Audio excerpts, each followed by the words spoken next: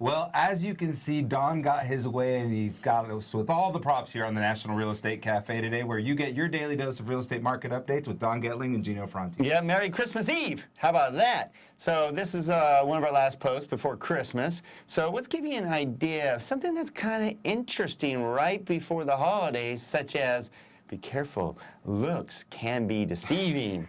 Nothing against Susan Boyle. She absolutely knocked it out of the park when she walked up there like, we don't expect anything, but whoa! Just like looking at Don and I, you wouldn't expect anything either, but we actually know a lot about a lot. How about that?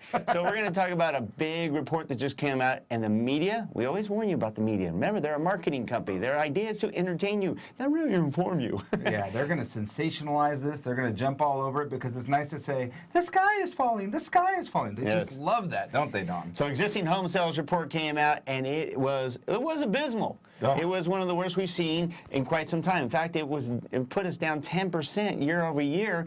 And what the big deal is, look at what we can show you on this report is that it's kind of a normal trend. We start off really hot in the summer, of course, the summer months, and then after July, it slowly decreases. Now, this was a little more dramatic, but it is kind of seasonal, right, Gino? It is seasonal, and there's a couple things to look at here, Don. One is I want you to reference the end of 2013. We had a very similar, the steepness of the curve was more similar than it was from 14. And even though what that did was it created a very anemic first quarter, but we had the most appreciation in 14 than we've seen in any other year. So just because we have a bad quarter doesn't mean we have a bad year. That's right. So here's the next chart. We'll give you a little bit more, some updates here. Okay, existing home sales, like we mentioned, down 10.5%. Very dramatic. Now, here's where the looks can be deceiving if you read behind the scenes, behind the curtain. It was a lot to do with a new regulation came out for the mortgage industry called TRID, and it means the reason I drink.